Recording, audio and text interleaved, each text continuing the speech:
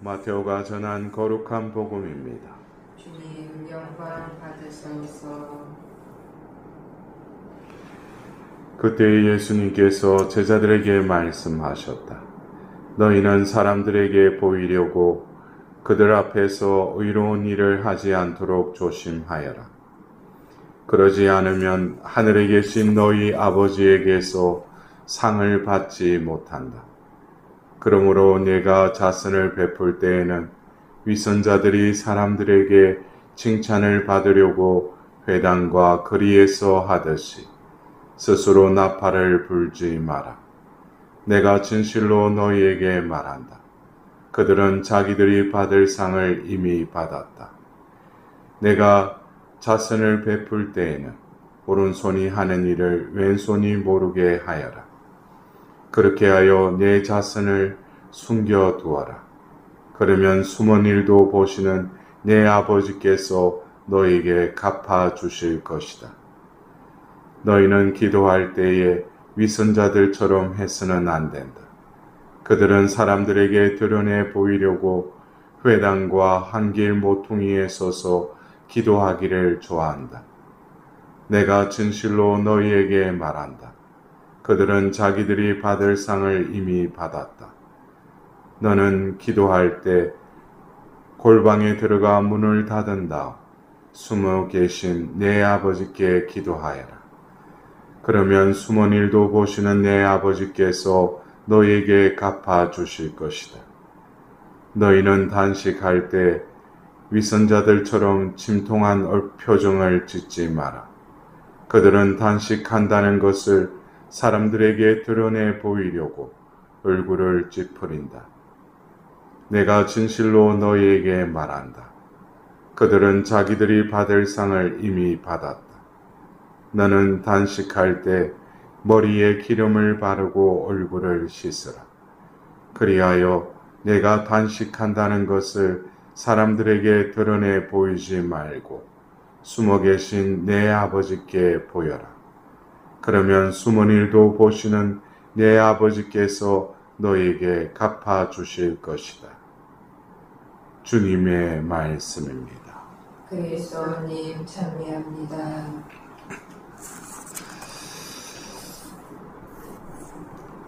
우리는 오늘 이 죄를 얻는 그 죄의 예식과 더불어서 올해도 이 자비의 때, 구원의 날인 이 사순시기가 시작됩니다. 우리가 이 사순시기를 지내면서 어떤 이 재개의 시기라고 하는 이 시기를 여러분들은 어떻게 받아들이고 있는지, 그냥 단식하고 자선하고 기도하는 그 행위를 하는 것이 재개의 시기에 합당한 우리의 응답인지, 좀 더 본질적으로 우리가 이 사순 시기에 이 제의 수요일 이 말씀들을 들으면은 결국 우리와 하느님하고의 그 관계가 불통되어 있다는 것을 알아야 할 것입니다. 여러분들 불통이라는 의미를 아시죠? 이렇게 통교가 되지 않는다는 것입니다. 우리가 신앙이라는 것은 결국 하나님이 우리에게 먼저 당신을 드러내시고 또 당신의 은총을 베풀어 주시죠. 또 우리는 하나님께 드리는 그 응답이라는 것은 하나님께서 마냥 거저 베풀어 주신 그 은총에 합당한 삶을 살아가는 것이 그게 우리의 응답일 것입니다. 근데 이 불통이라는 것이 결국 하나님은 우리에게 베풀어 주시지만 우리도 또 하나님께 구하지만 그 베푸신 은총이 과연 내 삶 속에서 내 존재에 스며들어서 그 은총이 효과를 드러내느냐 이거죠. 어떻게 보면은 우리가 하나님께 기도는 많이 해요. 또 단식행위도 해요. 그리고 자선도 합니다. 그러나 분명한 것은 좀 더 근원적으로 내가 이걸 왜 하는가, 더 본질적인 것을 나는 알고 있는가. 기도를 할 때, 단식을 할 때, 자선을 할 때 자기가 그것을 하는 주체이고 또 자기가 이렇게 하였으니까 하나님께서 나에게 베풀어 달라고 한다면은 제가 조금 전에 말씀드렸듯이 어떤 순서에 있어서 이게 맞지가 않죠. 신앙이라는 것은, 우리 그리스도교의 신앙은 하나님께서 먼저 우리에게 베풀어 주신다는 거예요. 하나님이 먼저 우리에게 개입하시는 것이죠. 그리고 우리는 응답이라는 것이 그 은총에 힘입어서 우리의 삶이, 우리의 존재가 변화되는 것이 응답이라는 것입니다. 근데 오늘 복음에 자선, 기도, 단식을 할 때 예수님께서는 사람들에게 보이기 위해서 한다는 것이죠. 그리고 이어서 뭐라고 합니까? 자기들이 받을 상을 이미 받았다 그랬어요. 소기의 목적은 달성한 거죠. 자기가 기도하고 단식하고 자선을 통해서 자기가 어떤 것을 받았다는 거예요. 그것으로 내가 응답받았다라고 하지만 예수님께서는 그 상을 뛰어넘는 하느님만이 주실 수 있는 영원한 생명의 그 보상은 받지 못했음을 예수님 말씀하시죠. 결국 남들에게는 보이기 위해서 그것을 하고 그것에 대한 어떤 상은 받았을지 모르지만 그 영원한 상급, 영원한 생명의 그 보상은 결국 하느님만이 주실 수 있는 것이죠.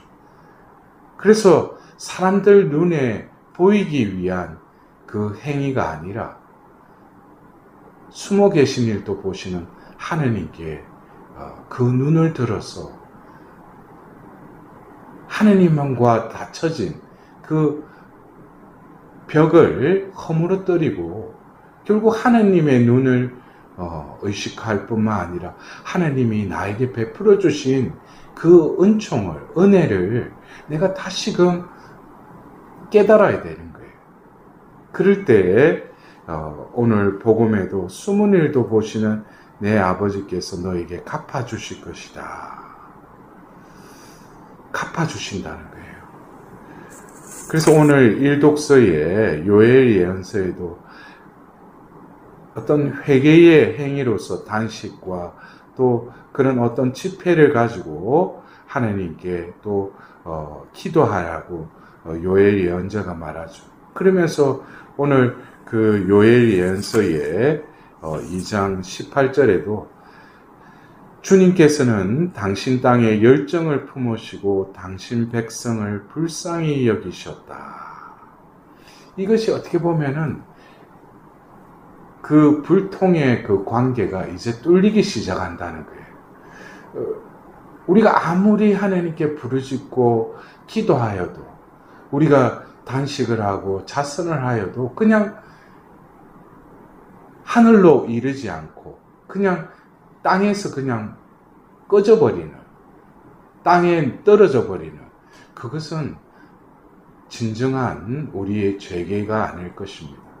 우리가 이 사순식의 이 재개를 통해서 우리는 어떻게 해야 돼요? 하나님을 감동시켜야 돼요. 하나님의 그 열정과 그 불쌍히 여기시는 그 마음을 우리에게 향할 수 있도록.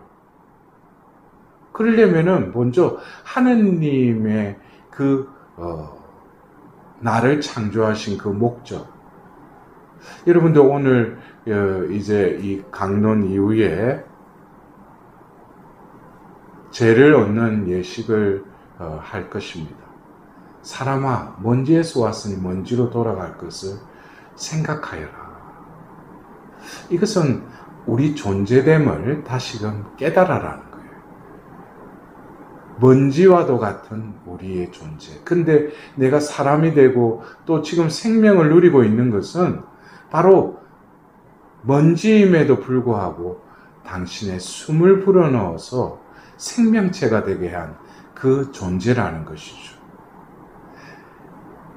내가 나라고 생각하는 그 존재, 또 남에게 인정받고 남에게 드러내려고 하는 그 존재가 어쩌면 살아있다고 그러지만 하나님의 그 숨, 하나님의 생명이 닿지 않으면 그것은 먼지일 뿐이라는 것. 그 생명이 없다면 결국 죽음을 통해서 영원한 생명으로 나아가지 못하고 한 줌에 그냥 죄로 그냥 태워서 없어져 버리는 그런 존재일 뿐이라는 거예요. 그래서 이 먼지에서 먼지로 돌아가는 그 과정 속에서 하나님은 창조를 통하여 우리에게 생명의 숨을 불어넣었죠. 또 더불어서 먼지로 돌아가지만 그 먼지로 돌아가는 그것으로 끝나는 것이 아니라 그 생명을 보존한 이들에게는 영원한 생명으로 나아가게 된다는 거예요. 먼지에서 먼지로 다시 돌아가지만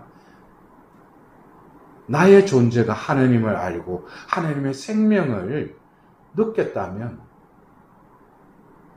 이제는 그 생명이 내 안에 머무시도록 더불어 나에게 주어진 이 삶을 통해서 그 생명의 숨을 들어마시고 내심으로써 이제 먼지의 존재이지만 먼지로 돌아갈 존재이지만 하나님의 존재로 회복되어서 하나님께로 온전히 나아가는 그 불통에서 이제는 통교의 삶으로 나아가는 것.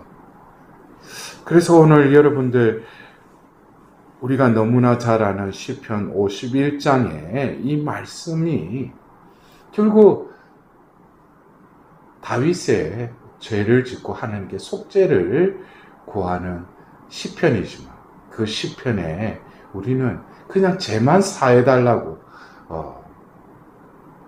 그 시편의 그 중심에는 바로 존재가 놓여져 있습니다.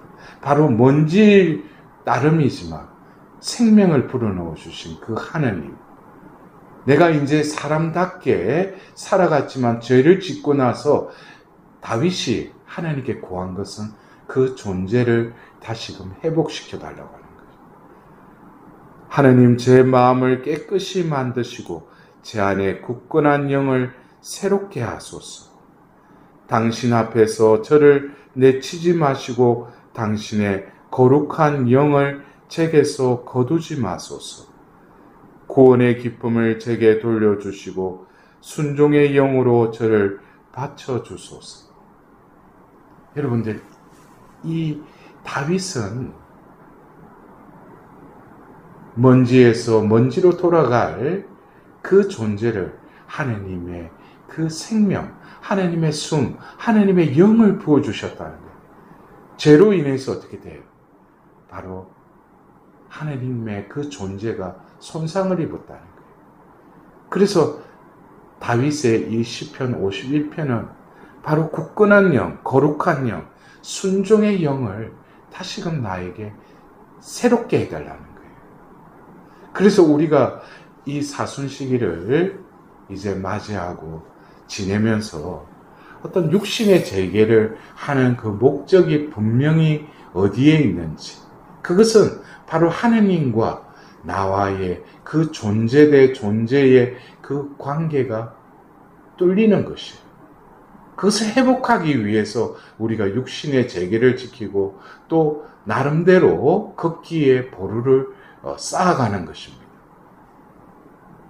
그렇기 때문에 우리가 이 의미도 깨닫지 못하고 목적도 모른 채 그냥 40일 동안 사순시기해서 그냥 재개의 시기라고 해서 그렇게 지낸다면 알맹이 없는 빈 껍데기의 사순시기가 될 것입니다. 그래서 오늘 제2독서의 바오로 사도께서는 다시금 우리에게 권고하십니다. 하나님과 화해하십시오. 여러분들, 하나님과 화해하십시오. 이것은 이제 하나님하고의 그 관계를 죽어있는 관계에서 살아있는 관계로 다시금 하나님께 우리의 존재를 내어드리라는 거예요. 그럴 때에 하나님께서는 은혜로운 때에 내가 너의 말을 듣고 구원의 날에 내가 너를 도와주었다. 지금이 바로 매우 은혜로운 때입니다. 지금이 바로 구원의 날입니다. 여러분들, 어쩌면 이 사순 시기는 무겁고 좀 어두운 그런 시기라기보다는 우리는 뭡니까? 이 시기를 통해서 긴 어두운 터널을 지나고 다시금 빛이 비치는 그 밝은 곳으로 나아가는 그 희망을 가지고 우리가 이 사순 시기를 지낸다면 하나님께서는 분명히 우리에게 그 은혜를, 그 구원을 베풀어 주실 거라는 것이죠. 문득 여러분들 그래요. 우리가 사순 시기에 제2 색깔이 보라 색깔이죠. 자색이죠. 어쩌면 이 보라 색깔이 나오기까지는 빨간색과 파란색이 이렇게 합쳐져야지 이 보라색이 나오지 않습니까? 그래서 여러분들이 미사에 참여할 때 사제의 제의를 바라보면서 진정으로 우리의 존재는 예수님의 그 피, 성혈로 씻김을 받았기에 우리가 지금 존재하고 있다는 것. 더불어서 옛날 고대에는 여러 가지 염료가 있었는데 그 중에 파란 색깔, 하늘 색깔이 또 귀한 색깔이었대요. 근데 그것을 이제 발견하고 결국 성모님의 그 상징적인 색깔로 이렇게 선택한 것도 그것이 고귀한 염료이기 때문에, 색깔이기 때문에. 그래서 우리는 하나님의 자녀로서 이 사순 시기에 성모님의 그 티 없는 성심에 인간의 죄로 인해 그 얼룩지어진 그 성모님의 성심을 바라보면서 다시금 이 사순 시기에 우리 한 사람 한 사람을 위해 기도하고 전구하고 계시는 그 성모님의 성심을 다시금 바라봐야 할 것입니다. 그래서 바로 예수님의 성심과 성모님의 성심이 합쳐진 저 자색의 그 색깔을 바라보면서 우리가 오늘부터 시작하는 이 사순 시기는 바로 파스카의 그 축제를 맞이하기 위한 그 시기라는 것을 우리는 다시금 느끼면서 내가 극기하고 절제하고 또 단식과 자성과 기도의 그 행위를 할 때 우리에게 주어진 것은 바로 그 희망을 가지고 그 파스카의 축제를 바라보면서 오늘 하루하루 우리가 육신의 그 재개와 극기의 보루를 쌓아 나가도록 합시다.